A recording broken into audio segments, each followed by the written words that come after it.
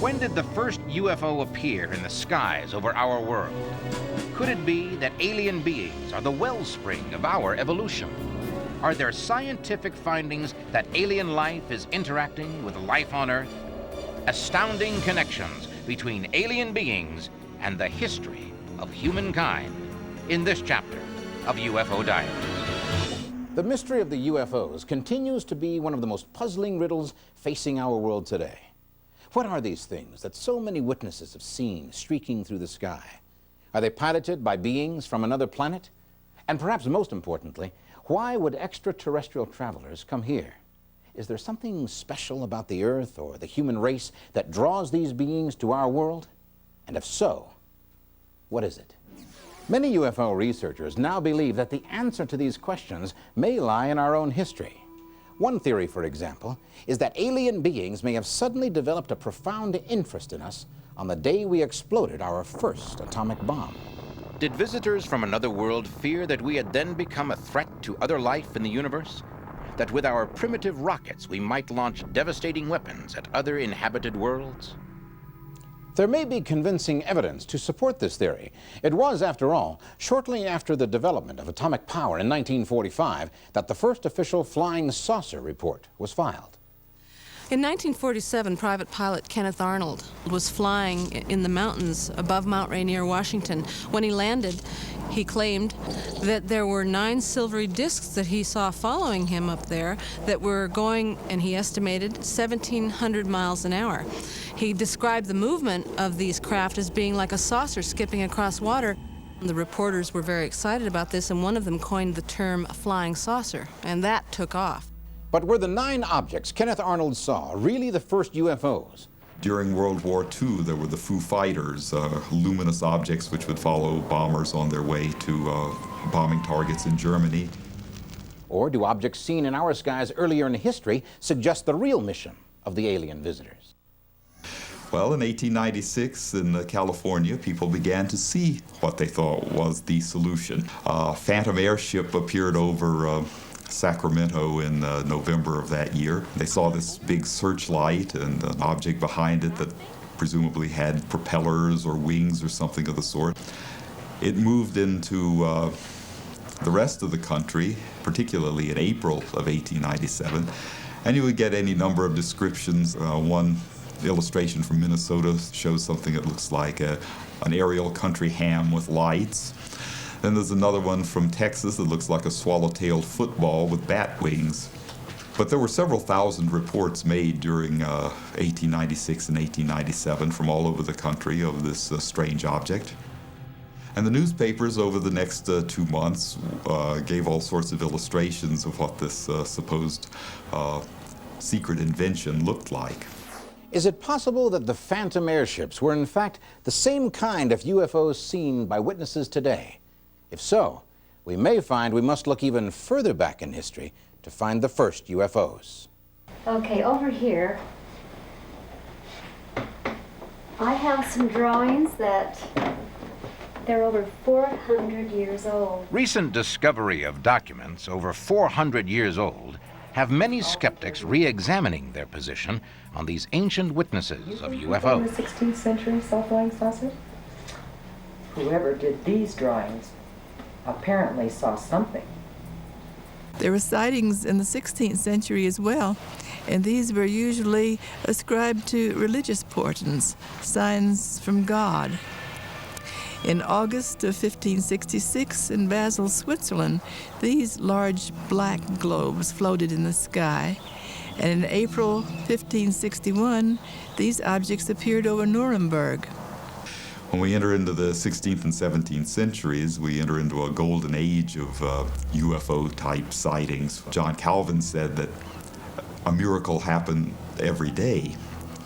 In one case from 1600, you can see a depiction of what they thought burning beams in the sky looked like, probably much more artificial looking in the illustration than they really were to observe, but they were the kind of thing that people became quite excited about in those days. Will we ever find the very first UFO sighting? How far back into human history can we search without learning of strange objects seen in the skies? People have seen some kind of strange objects in the sky for as long as we have any human records. We can look back to Roman historians like Livy, who would report that an object like a flying shield came passing through the sky. Is this a description 2,000 years old of the same UFOs seen in our century? There are descriptions of UFOs in documents even older than the Romans. Do you have anything even older? If you wanted to... Prior to the 16th century, most written records concerned religious problems. I do. And here, the texts abound with rich descriptions of visitors from the skies. Interested in this. It's called the Mahabharata. The Hindu epic poem, the Mahabharata, tells of events that happened about 1200 BC. One of the heroes of the poem is described as going up into heaven this way. On a gigantic beam of light which shone like the sun, and whose noise was like the thunder of a thunderstorm. A liftoff. Whoever wrote this witnessed some kind of a ship blasting off over 3,000 years ago. Well, it's just a poem. You don't think that men from outer space would have left more than a few drawings or a few poems. Did the author of that ancient text witness what we would call today a blastoff? Supposing for a moment that space travelers have visited Earth for thousands of years, would they not have left some proof of their existence, something besides stories and drawings of strange objects in the sky? Many UFO researchers believe that exactly this kind of evidence can be found on the plains of Nazca in southern Peru. These lines are probably 2,000 years old, but the resemblance to a modern airport is quite striking. In some cases, the Nazca lines, for instance, they're described as being runways, but they're simply long, straight lines gouged in the desert, and there's no way any kind of an airplane could land on them and survive. Are the markings on the plains of Nazca the remains of the busy airport they resemble? If so, they suggest a large volume of traffic, perhaps hundreds of space vessels coming and going. If alien spacecraft then in use are like the ones they're using now, they would not have needed runways. Perhaps these are some kind of navigational markings, because they're visible only from the air. If so, what were the interplanetary travelers bringing to Earth? Or what were they taking away? Could it be that they had a specific plan that included the inhabitants of Earth? If travelers from a distant planet have been visiting our world for centuries, the possibility exists that they were not here as casual observers. Could the alien visitors have had some deep interest in human development? And if so, how much of our history was affected by beings not of this earth? I believe that there is substantial evidence that we were visited in ancient times by beings who wanted to help us to advance and progress. In Istanbul, for example, there is a strange map which had been made by the 16th century Turkish cartographer Piri Reis. And you say the Piri map was made in 1513? If it has been dated accurately, this map was made in 1513, only 21 years after Columbus reached the Americas. Quite a complete map for that time. They show that Antarctica is a continent, a fact we didn't learn until the 19th century. I mean, look, this map shows mountains in Antarctica. And this map even shows mountains there that were not discovered until the 20th century. Did this early cartographer get his information from someone who had seen our world from outer space? And is it significant that Piri Reis's extraordinary map came into being just at the time European civilization was beginning a vast expansion?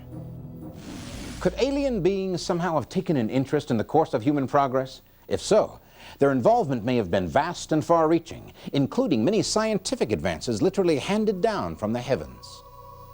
If you have doubts that some culture far in advance of ours has been helping us along, you should look at some of the cultures of Mexico and Central America. You'll see, for example, a pyramid in Yucatan called El Castillo, the castle. Twice a year, exactly on the spring and autumn solstice, the sun aligns across those steps in such a way as to cast an eerie shadow. the image of a giant snake crawling down the pyramid. The snake represents Kukulkan, the Mayan god who supposedly created all life on Earth. Local legend has it that Kukulkan himself ordered the pyramid at Chichen Itza built in this way. But why would the serpent god command such a structure to be built? And why was it carefully constructed in such a way that the serpent image appears, as if by magic, twice a year? The Mayan pyramid works as a calendar. It predicts exactly 365 1/4 days. For people who had no other calendar, this signal of planting and harvesting season meant life and death. I believe they had somebody to help them figure this all out. If this remarkable structure were a gift from the gods, as their legend has it, then these super beings were indeed deeply concerned with the local culture. It would seem they wanted these people to thrive and survive. We have to consider this. Around 600 AD, they abandoned their cities, crops, and everything and moved north. There was no war, plague, or famine. They simply moved as though someone had told them to move. Was the Mayan nation deliberately raised in this controlled environment and then set out to share its advanced knowledge with the rest of the region? Isn't it more reasonable to believe that the Mayan people were simply more advanced than we've thought? That they achieved scientific wonders without any outside help? We have to take into account the stories told by so many of the native cultures of how their races were visited by beings who came down from the sky to visit and help them. Is that it? That's it. Still here. Take, for example, this carving in the Mexican temple at Palenque. It is supposedly related to that culture's stories of how it came to be, of how they survived all these years. I'll have to admit, does look familiar. The resemblance to a modern space traveler is very striking, but might this not also be mere coincidence? If so, then the mystery only grows deeper when we learn that many researchers believe this sculpture represents Kukulkan, who came down from the sky and gave mankind many technological advances, including the calendar. And yet many researchers remain unconvinced that these artifacts prove mankind has been frequently visited by extraterrestrials. Skeptics claim that this so-called evidence indicates a technology very much like ours in the 20th century, with smoke and flames, airport runways, pressure suits, and so on. All of this looks like the kind of technology we use today. Could beings from another world have made visits to Earth using rockets and planes similar to those we use today? If so, they would have to have come from somewhere nearby. It seems improbable that beings light years away would drop in on us. But visitors from one of our neighboring worlds, that's something else. But if that is true, which neighboring world? Could it be that there is another planet, one we have yet to learn about? For a time, imaginative people of all kinds believed that intelligent life might exist on some of Earth's nearest neighbors. In fact, many people still associate UFOs with Mars or Venus. But now we know that conditions on the other planets in our system make it very unlikely that any kind of recognizable life could exist on these inhospitable worlds. And so the notion of Earth being visited by creatures from nearby planets now seems utterly impossible. Or is it? Zechariah Sitchin has dedicated years of study to the belief that this world's most ancient visitors came from a planet in our own system. I believe that the answer to most of our questions about extraterrestrial visitors lies in the ancient records of the Sumerians. The Sumerian civilization emerged in what is now Iraq about 6,000 years ago. They provided the basis for every great culture that followed them, starting with the Babylonians and Assyrians and on, up to our own modern society. Every aspect of civilization that we consider essential had its first in Sumer. Writing and mathematics, the wheel, the kiln, brick-making, high-rise buildings, kingship, codes of law, astronomy, and much, much more. Many cultures struggled for centuries to advance and to develop. But the Sumerian civilization appeared almost overnight as if planted there. The Sumerians had detailed knowledge of the solar system thousands of years before modern astronomy. How could they have known? Most amazing was the Sumerian knowledge of astronomy. They knew of all the planets we know of today, described them in texts, and even depicted them correctly by location and size. The astronomer Copernicus is often said to be the first to prove that the planets orbited around the sun, and that Earth was one of those planets. That was in 1543. But the Sumerians said the same thing 5,500 years earlier. Even more amazing, they described Uranus and Neptune as blue-green twins. Modern science was unable to closely observe these planets until 1986 with the flyby mission of the Voyager probe that found them to be blue-green twins exactly as the Sumerians had described them thousands of years earlier. Was this a fortunate choice of words for an imaginative Sumerian writer? Or was it based on information from someone who had seen Uranus and Neptune at close range? And does this mean we found the first UFO 6,000 years in the past? The Sumerian texts, such as this one, explicitly state that all their advanced knowledge came from those whom they called Anunnaki, literally meaning those who from heaven to earth came. But where did these visitors come from? Did the Sumerians leave any clues to the origin of the Anunnaki? Ancient Sumerian writings describe a planet orbiting the sun on an oblique to the others, and of such a long orbit that it only makes one complete circuit every 3,600 of our years. They call this world Nibiru, and it was from that world that the Anunnaki came. If this theory is correct, it suggests how an inhabited planet, called Planet X by astronomers, could have once been close enough to Earth for the Anunnaki to reach us with some kind of short-range vehicles. Does this explain how alien explorers might have come to Earth in spaceships not too different from those we have today? And if there is a planet such as the Sumerian texts describe, has it not passed by Earth time and time again? My study of history shows several time periods during which mankind's knowledge and progress seem to have suddenly leaped forward. And they do seem to be about 3,600 years apart. To me, this is highly suggestive that the Anunnaki have taken advantage of their proximity to Earth on several occasions and have helped us to advance and progress every time. Has human progress been periodically boosted by the race that started our earliest civilization?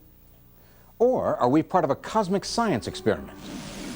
But why would an alien race be so willing, even eager, to help advance the course of human progress? Could it be that we are somehow part of them? We're exploring the theory that travelers have come to Earth throughout the ages, arriving from a hidden planet in our own solar system. Are we any closer to an explanation of why these ancient visitors would be so eager to help mankind progress and develop? It seems very likely that these space travelers, thousands of years ago, wished for our race to survive for the same reason we wish our children to survive.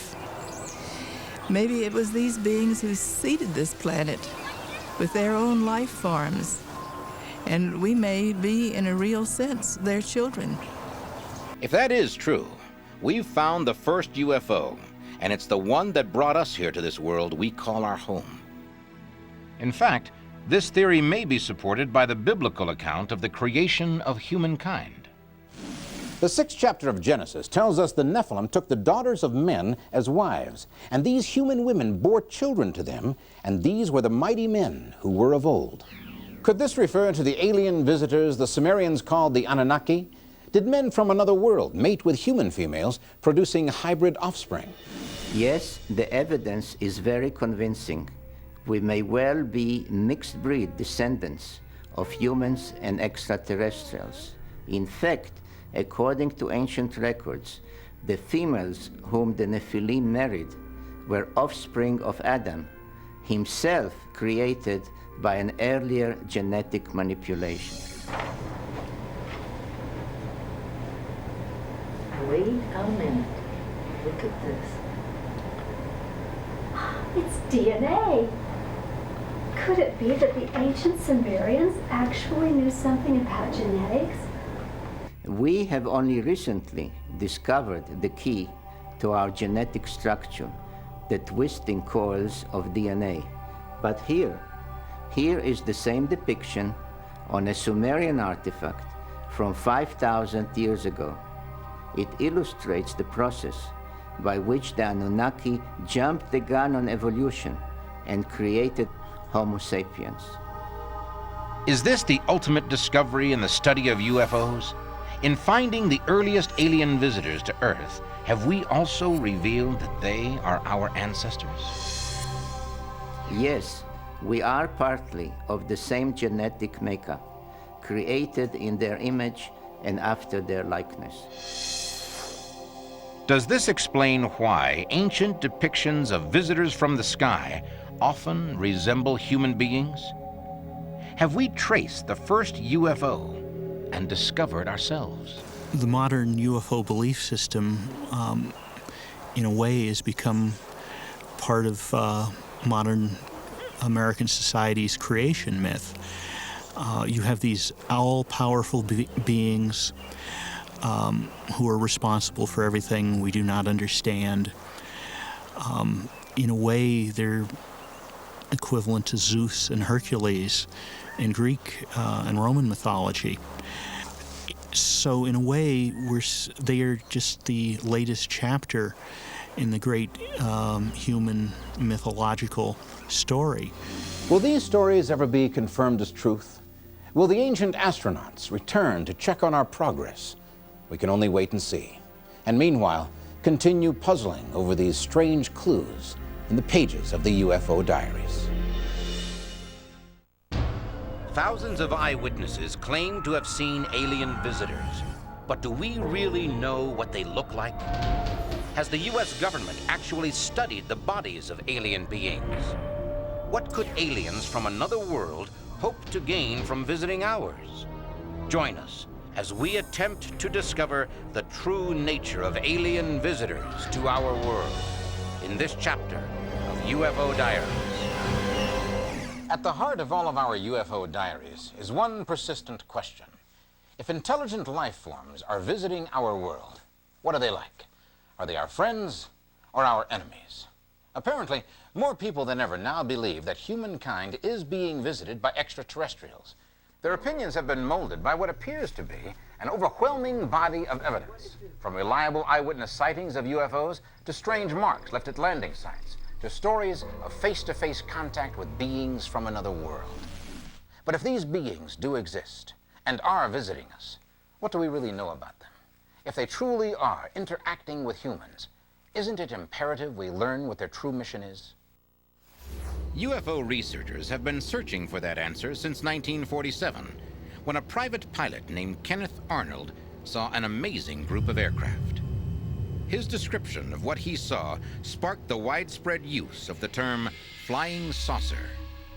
Since that time, hundreds of thousands of people have reported similar sightings and have wondered what sort of beings could design, build, and operate such craft.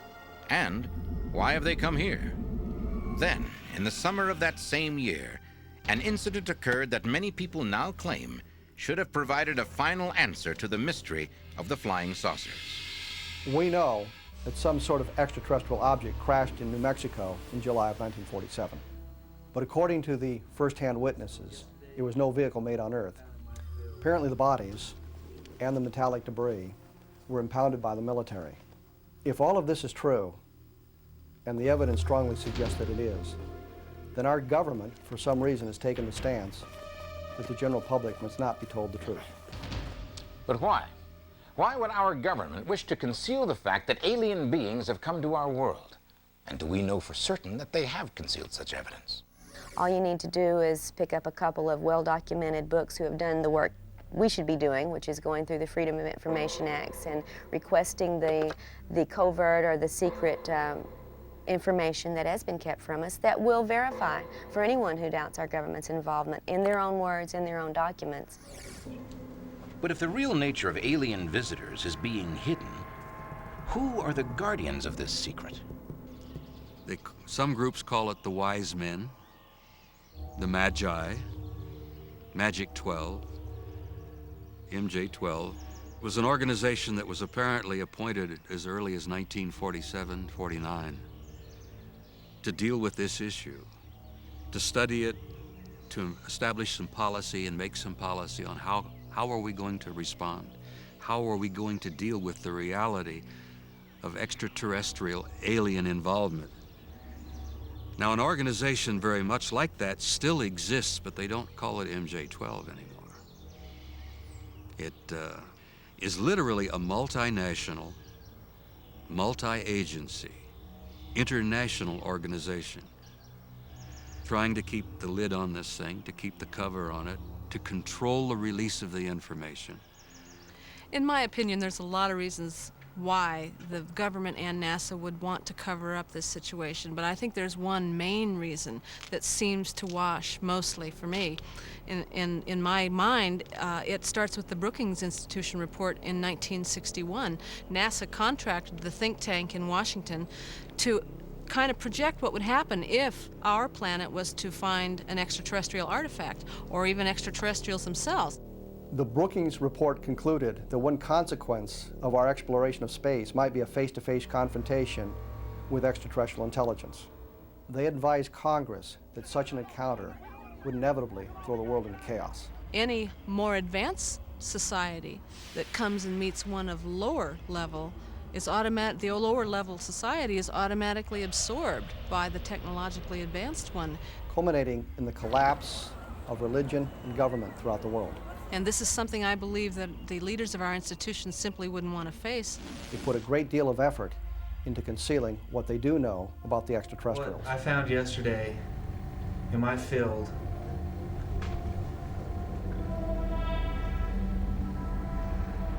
was a weather balloon. Was a what? The lie and the cover-up has literally threatened our constitutional process. And that's why I'm involved, why I'm speaking out, why I'm violating my national security oath by doing so. Can this really be true?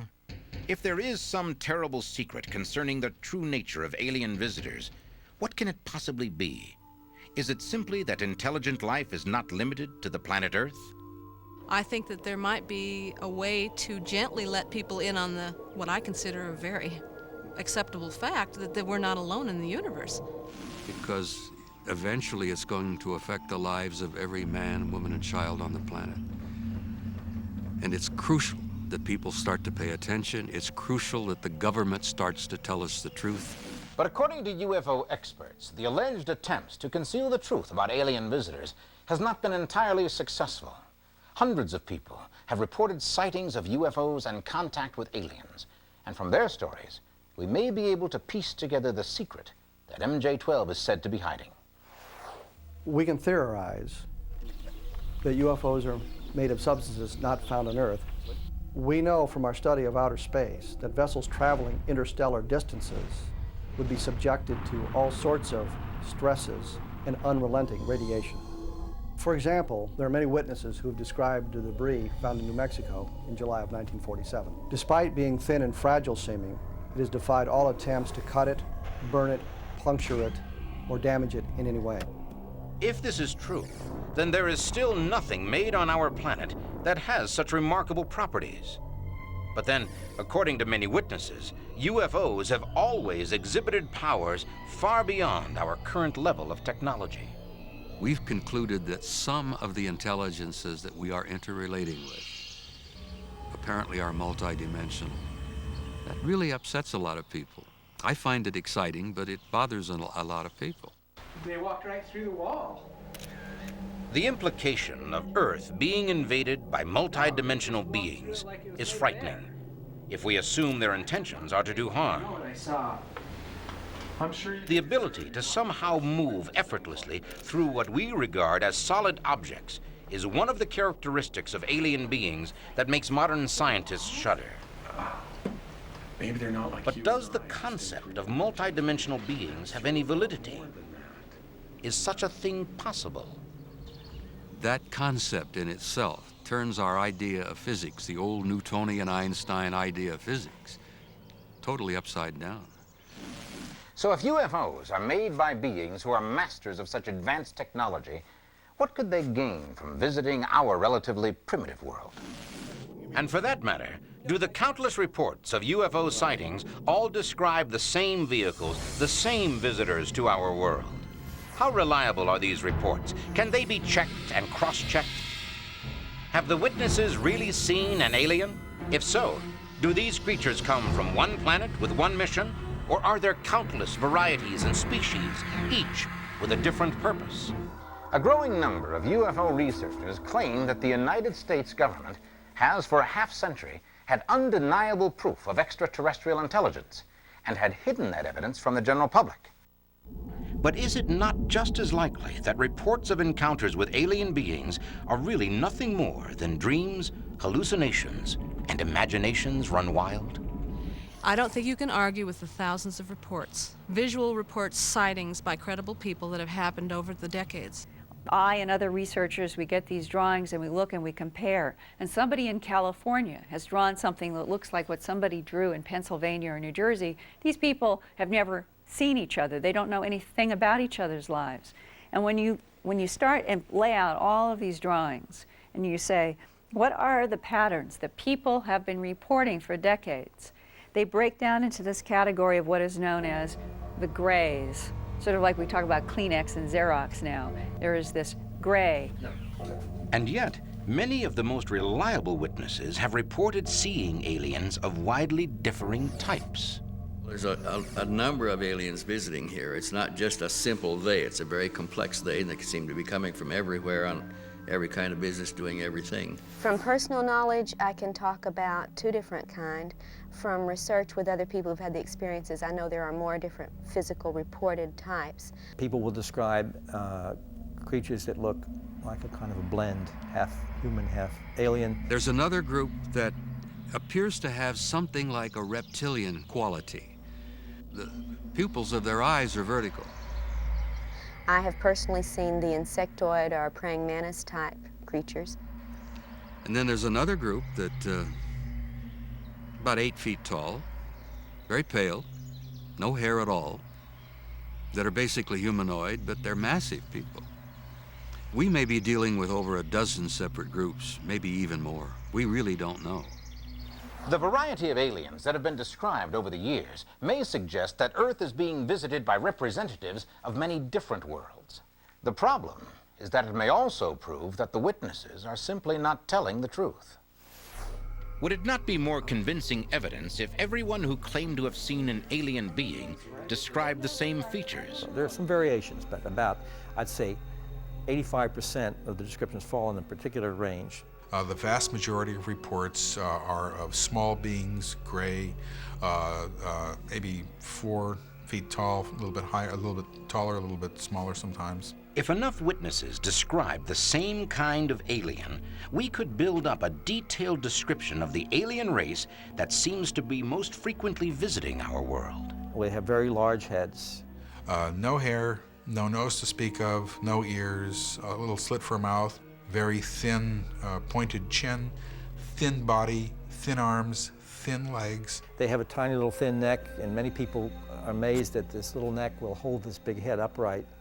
Very large black wraparound eyes, or just huge black almond-shaped eyes. Sometimes the eyes are more slanted, sometimes they seem to be more horizontal, wrap around, there are variations there. Disproportionately long fingers. Most of them had 4 fingers. Some were reported to have 3, others were reported to have 5, but they were generally characterized by 4 fingers, no opposed thumb, as we use. 2 legs no more, 2 arms no more, 2 eyes no more, and whatever is absolutely the minimum needed for survival, and that's what we see in these beings. It would be ideal to check this composite picture against something else, some kind of tangible proof. One man who may have had such proof was Leonard Stringfield, a UFO researcher who made a special study of UFO crashes and the retrieval of alien bodies. According to UFO researchers, an anonymous source, probably someone inside the federal government, once sent a top-secret file to Stringfield, a file containing the complete government report on an autopsy performed on the body of an alien found in the remains of a crashed UFO. Before his death in 1994, Stringfield was videotaped describing the results of the autopsy report he had seen. The dead alien. The head is large, very large by human proportion. There is no hair follicles. There are no earlobes. There is no nose as we have as human. The mouth is just a slit or an orifice which goes in about approximately an inch. Once again, all the details seem to fit together perfectly. But can we know more about them than just a simple physical description? Why are they here? What do we have that they could possibly want? Could it be the government feels we are in imminent danger from these forces? Is there anything we can do about it? Is there any way to know for sure what their purposes might be? The answers will amaze you. The mystery behind visitors from other worlds continues to raise baffling, even terrifying questions. If this is an accurate portrayal of a small gray, then what is it exactly about them that is supposed to be kept secret? While some UFO experts say that it is the U.S. government that has hidden the truth about the small grays, it also seems true that the small grays have hidden the truth about themselves. According to eyewitness accounts, the small grays are silent and have rarely given any indication of the reasons behind their actions. An example is one little boy said to me, you know, when he talks to me, he doesn't move his lips. And he said he can hear everything I'm thinking, which is, of course, a wonderful way of describing mental telepathy. Perhaps no words are needed for the aliens to tell us all about their purpose here on Earth if we can believe the hundreds of people who claim to have been abducted by these beings. The abduction phenomenon is the most significant aspect of the UFO phenomenon that we have yet uncovered. It is a legitimate phenomenon. People, in my opinion, are being abducted as they describe.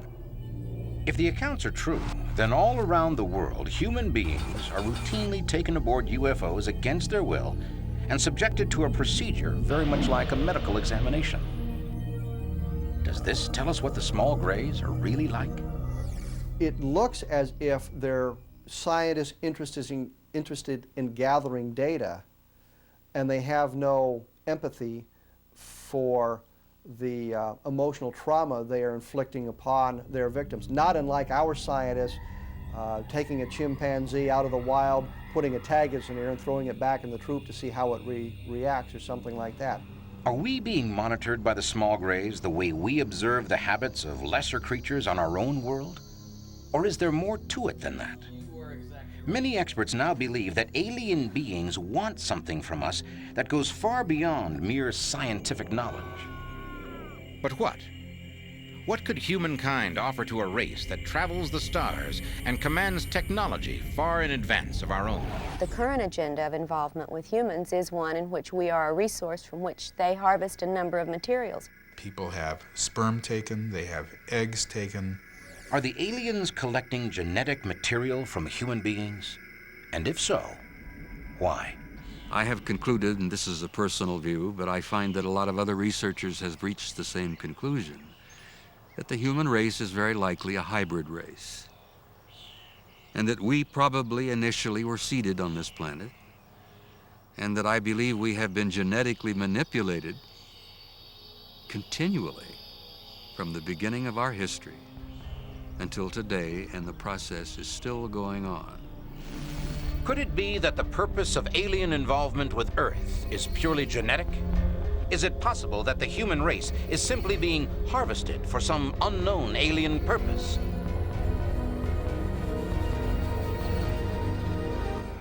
In our quest for the true purpose of alien entities traveling to our world, we have encountered witnesses who claim to have been taken aboard UFOs against their will and forced to be part of an attempt to create a new race of half-human and half-alien beings.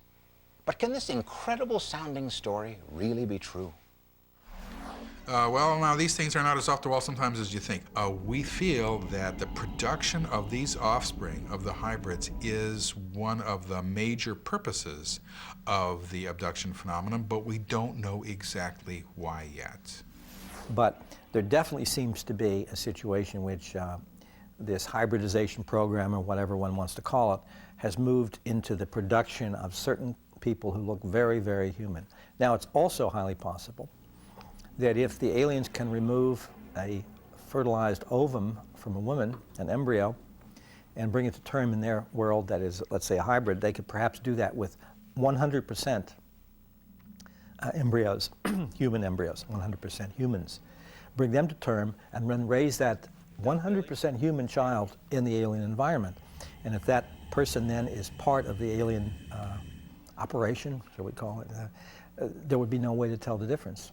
And former intelligence officer Robert Dean claims that during his tour of duty, he saw evidence that the armed forces knew of 4 alien races actively visiting the Earth, and one appeared to be exactly like us. All of the 4 different groups were humanoid, but only one of them was completely human. And I found it kind of amusing because that seemed to be the subject that bothered the generals and the admirals the most. The idea that one of these advanced intelligences could sit next to you in a plane or a restaurant or in a theater, and you'd never know. But what about the other alien types some witnesses describe? Do they play a part in the agenda of the small grays? There's a small percentage of cases in which people don't see just gray aliens. They see beings that appear to be more reptilian or more insect-like in their appearance. The problem here is that the reptilian ones and the insect-like ones are always seen in company of the great beings. So if they are seeing other beings, they're all working together for the same purpose. So we don't quite know what to make of this small group of other beings that people report. But is this the only possible explanation? Have we learned that humankind is little more than a laboratory animal for the use of extraterrestrial invaders?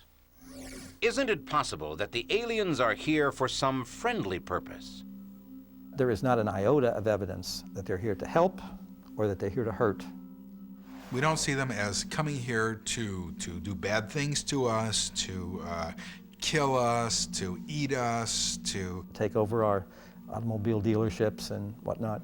We see it as being primarily clinical. But the current agenda, as far as I'm concerned, is one of harvesting resources from us, much as we would harvest a crop or from a herd of cattle or from whatever, that we are a very useful product. There are physical materials they take from us, and there's emotional and energetic materials that they take from us, and I haven't seen that they've given a whole lot back in trade for this. I think it's a one-way relationship.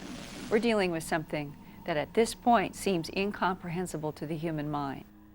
It's easy to say anything that camouflages and uses deceit must automatically be terrible. That's the easy conclusion. But if we turn away from it, we could be turning away from perhaps the single most important event that is going to come in the next few years. We're right now in information overload. Right now we know tremendous amounts about this subject, and we are closing in on the ultimate purposes. And I think within the next few years, we are going to completely solve this phenomenon, and we are going to know what the entire UFO phenomenon is all about. No matter how you accept this and how you deal with this reality and incredible things that we're going to be confronting in the next few years, we must not be afraid. We've got to understand that we as human beings have an undeniable integrity of our own as a race and as a species. And that, I think, will bring us together. There seems to be a consensus among eyewitnesses of what aliens look like. and government documents do appear to confirm that the UFO phenomenon is being monitored by some high-level group. But will we ever learn the real truth about beings from other worlds? It may well be that for the moment, the decision is still in the hands of a small circle of people in a top-secret government office, or in the hands of the extraterrestrials themselves.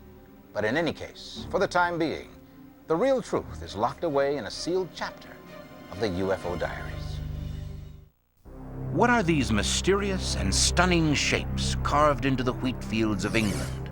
Could they be living proof of an alien existence here on Earth? Are these crop circles some form of communication from another world? Many believe these remarkably precise patterns could be some kind of warning, but a warning of what and from whom? We'll attempt to find out in this chapter of the UFO Diaries. In the late 1980s, something truly amazing began to happen in the green fields of England. Reports came in of sightings such as this: silvery discs flying or hovering low over the open countryside, and apparently these objects were seen in great numbers. The town of Warminster has gained the reputation as the UFO capital of England. The sheer number of sightings in that area has been nothing short of staggering. One particular phenomenon we've been watching with interest has been the sightings of a spherical object that seems to glow amber, orange, or gold. There have been quite a number of sightings of that kind. And such UFO sightings were often only the beginning of the mystery. According to eyewitness accounts, with the first rays of the next morning sun came astonishing evidence of the previous night's encounter with the unknown. Someone or something left an area of the field flattened, pressed down into perfect geometric shapes. The crops are not cut, they are not broken. They've been carefully and systematically swirled flat to the ground. And over the years, these patterns have revealed themselves to be perfect circles, or ovals, or circles with rings, and sometimes circles, rings, and satellites. If there is a connection between the UFOs and the mysterious markings, the so-called crop circles may constitute the most positive evidence yet for the existence of alien visitors to our planet. But are we sure that the crop circles and UFOs are related? Almost from the beginning, crop circles have appeared in association with the report of aerial phenomena. In the most extreme cases, people have reported beams of light touching ground level, where crop circles have been later discovered, or indeed in many cases the little balls of orange light dancing over the field, and on occasions literally appearing in the fields. These sightings have often been followed by discoveries of the crop circles. But is the connection between the aerial phenomenon and the crop markings purely circumstantial evidence? Or are there other reasons to believe that these symbols in the field were made by extraterrestrial beings? Does the answer lie in these sites where witnesses say UFOs have landed? Stan Gordon is one of the world's leading authorities on alleged UFO landing sites. There have been a number of ground traces that have been found both here in Pennsylvania and throughout the world. Some of these traces indicate circular areas, ring-shaped areas, ovals, irregular sites. In some cases, you have the top of the area that's been burnt and charred. In some cases, soil or plant life has been removed. But J. Allen Hynek, the father of modern UFO research, reported witnessing a flying saucer landing site in Canada that was suspiciously like the classic crop circles. As though on a signal, all 5 of these objects rose straight up, as though on a signal, and where each one had been was a 9-foot circle of matted down grass. Does this mean all such strange circles in the grass have been created by a UFO? Or is there another, more likely explanation that would describe all of these phenomena? The official explanation from the British government is that these crop circles are actually formed by the wind. Presumably, we are led to believe that this is a rigorous wind system which etches the crop circles into the fields. The British government's whirlwind theory appears to have been accepted by everybody concerned, particularly, I think, the public. Bearing in mind, it in no way fulfills the mechanism which actually forms a whirlwind, i.e. they are formed by thermal inductance and appear during the daylight, and or in the lee of a hill. In southern England, we have very few hills, and most of the crop circles appear at night. Are we to believe that patterns as intricate as this are actually formed by some freak of the weather? Look at the way the grain is being woven and these precisely well-deformed edges. Well, no whirlwinds did these things, and it's absolute madness to pretend they did. Does that mean that this pattern had to have been created by a mechanical object, piloted by some intelligent being? There are a variety of other theories about where the crop markings come from. One of the most recent explanations is that the markings are being made by the satellite-based weapons system developed for the American Strategic Defense Initiative, or SDI. There is a theory that the SDI program, the government themselves, are actually employing high-tech equipment in space to etch into the fields of southern England and in other parts of the world patterns of this kind. There are two reasons why I don't believe it's even a starter, is that we had reports of this phenomena in the same fields as we have them today in 1946. We didn't have the technology up there when they were first appearing. And the second, I think the most major point, is that these patterns could be laid into the fields of secure areas, of military establishments, testing areas. Be very simple, but these are appearing in public areas. Some of them are actually crossing major highways. I cannot begin to conceive of any Western government employing such technology in such an irresponsible manner. There are even those who put the theory forward that these things are formed by mating hedgehogs or porcupines rolling around in the field. Are any of these theories any more credible than the belief that these are the landing sites of vehicles from another world? All of these theories overlook a much simpler possibility. Might these grain patterns be a simple hoax? In 1990, two Englishmen came forward with the confession that they had personally created the crop circles. But if Doug and Dave did do it, how did they get from England to America to Russia and back? How did they make as many as 15 crop circles in one night? How did they overlap the stalks without breaking them? How? While many believe that these mysterious markings in the wheat fields of southwest England were made by UFOs, there were others who claimed that the origins of crop circles were all too earthly. Remember in the fall of 1991 when these two gentlemen in southern England were trotted out on the world media as the explanation for the crop circle mystery? Two guys who claim they did it all. According to them, they had boards which they pushed down across the grain, and they just kept walking around in circles or whatever until they'd made the shapes they wanted. All of a big practical joke. And for some reason, the worldwide network media accepted that and announced to the world that the crop circle mystery had been solved. There simply is no way that just two men could have possibly constructed all of these patterns, appearing on occasions 15 per day, without getting caught at it. Plus, if hoaxers went out during the middle of the night just to make this, how on earth would they have possibly constructed a pattern like Barbary Castle during the shortest night of the British summer? It would have taken a team of hoaxers days, and it appeared simply overnight. Crop circles like UFOs are a worldwide phenomenon. The US and Canada, Australia, Japan, they're all over the place. I heard some reports about them in the Soviet Union as well, in the former Soviet Union. They're a worldwide phenomenon, and the idea that two old English barflies are flying all over the world creating these things is patently ridiculous. Furthermore, many crop circle experts say the markings in the fields are perfect geometric figures, often accurate to within less than 1/4 of an inch. And yet, is it not possible that all the crop markings really are hoaxes? Even if Doug Bauer and Dave Chorley didn't make all the crop circles, might not the real culprits be hundreds of hoaxers all over the world? People that believe crop circles were made by human beings are overlooking some very important features of the crop circles. They are interwoven and intricately laid, not at all the way that they would be crushed to the ground if people stamped them.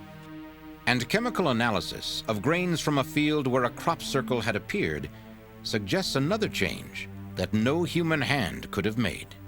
Every plant on Earth has a distinctive energy pattern, and we have looked closely and compared the energy pattern of plants inside the crop circle with those outside as controls in the general area.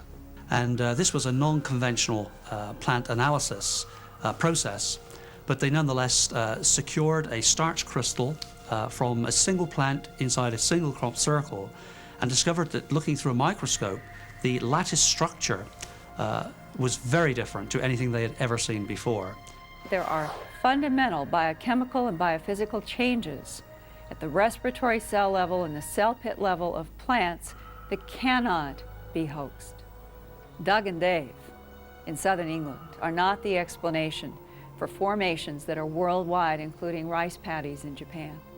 If the crop markings do form mathematically precise geometric symbols, and the plants inside have been laid in extremely complex patterns, and the organic matter of the plants has been chemically altered, then are we finally looking at indisputable evidence of some superhuman force at work? Many experts investigating the crop circle sites have detected evidence of intense microwave radiation not present in ordinary fields. Do the microwave traces prove an unearthly origin? After all, we currently use microwaves in applications ranging from cooking to telecommunications. Is it not possible that by some strange set of circumstances, microwaves such as those used for carrying telephone messages have somehow struck the ground instead of their receiving station? This would account for the silent and instantaneous arrival of the crop circles. If that is possible, should we now consider that perhaps UFOs are not necessarily connected with the crop circle phenomenon? And if we do, must we also dismiss photographs such as this? Hundreds of eyewitnesses have seen objects like this one in close proximity to crop circles, or to the place where a crop circle would later be found.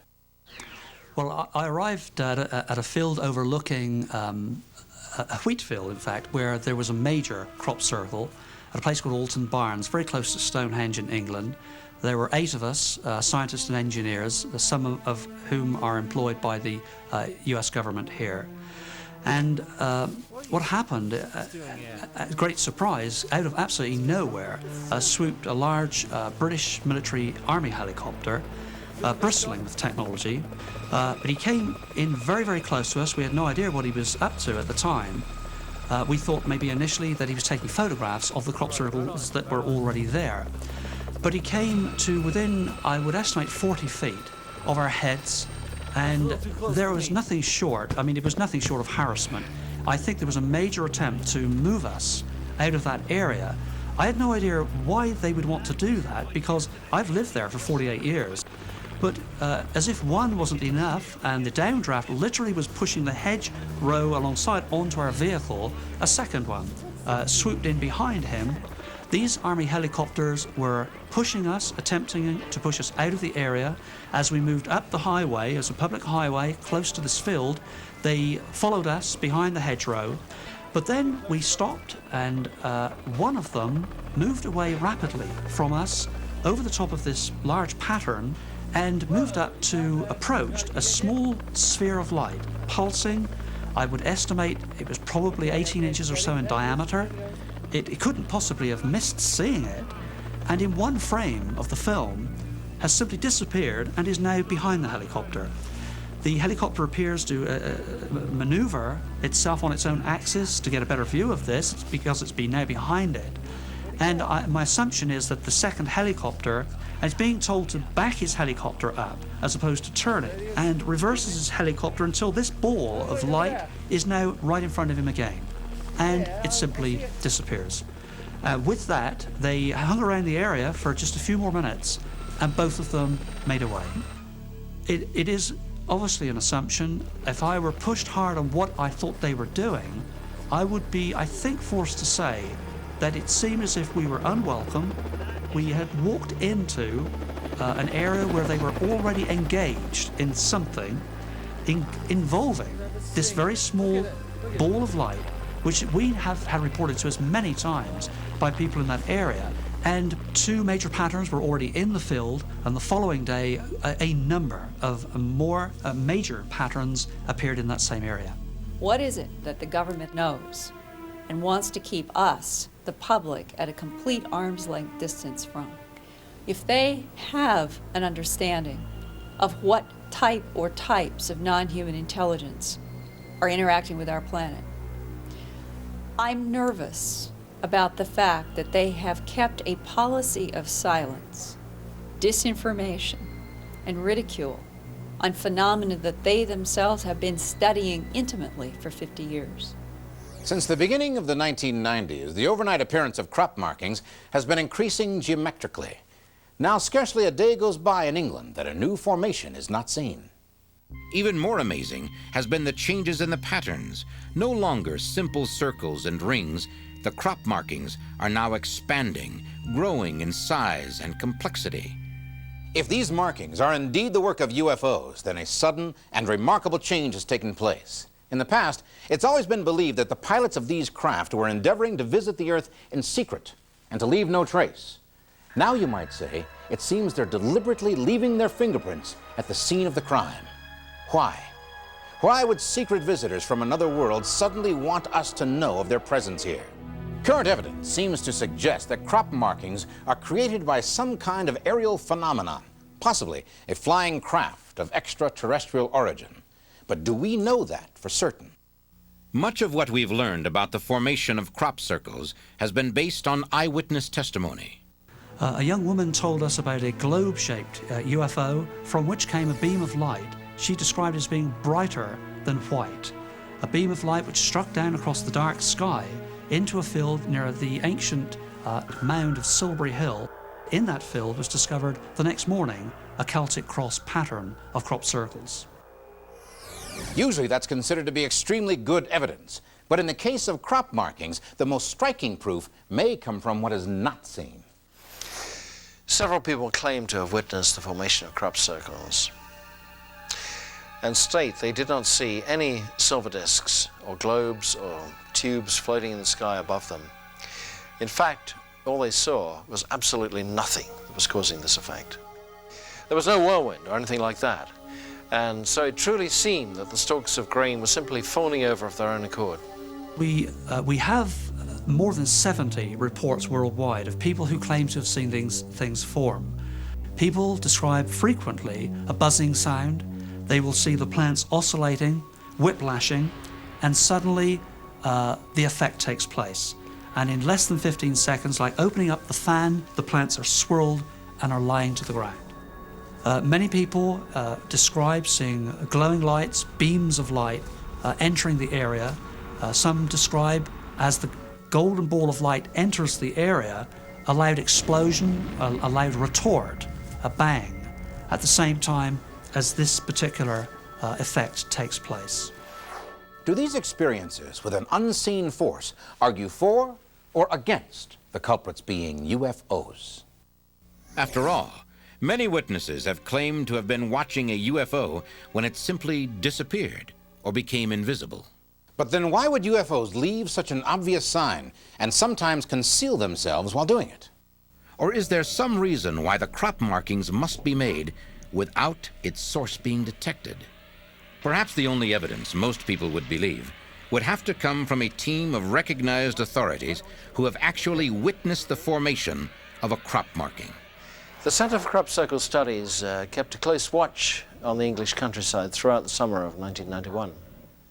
On June the 22nd, 1991, 3 of the observers spotted a glowing orange or golden ball hovering in the sky, then moving away at a fantastic speed. Unfortunately, there were no crop markings that appeared on that night, but other markings had appeared on other occasions within just 1 kilometer of that location. Then, Colin Andrews and his surveillance team were more fortunate.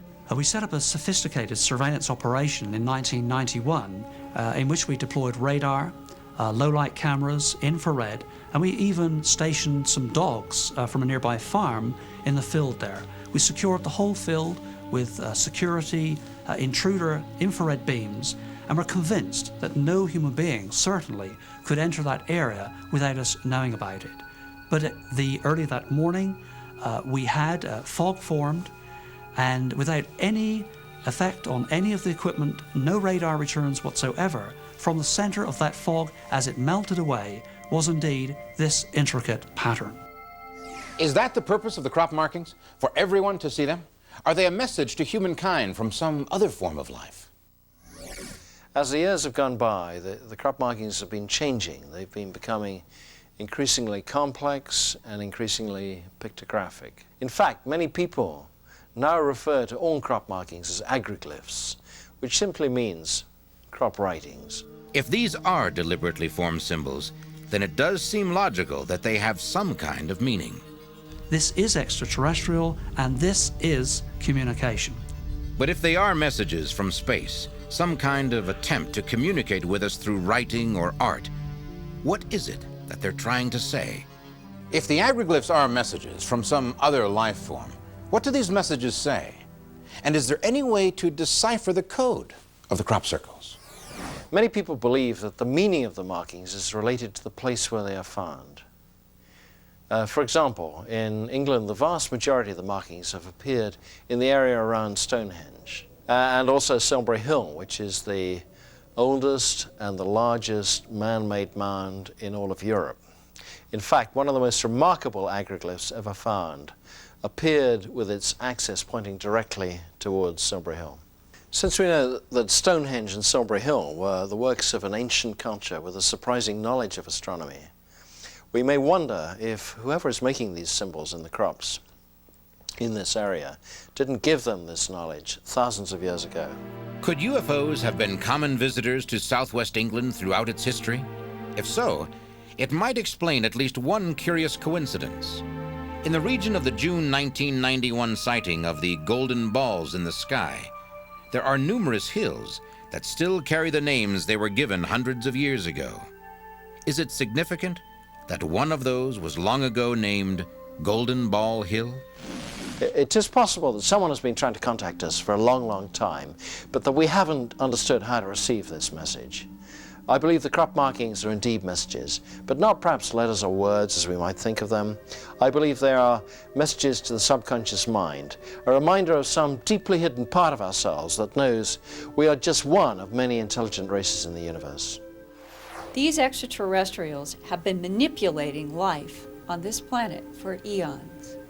If these are being formed by extraterrestrials, I guess we should at least be comforted in the fact that they have attempted at communication. If these are communiques, what is the message? Are the governments of the world telling us all we need to know? Are we only now deciphering what may be a centuries-old warning? As the crop circles increase in complexity, at some point, perhaps the creators will make themselves known. Can we be certain that they haven't already revealed themselves right here in the pages of the UFO Diaries?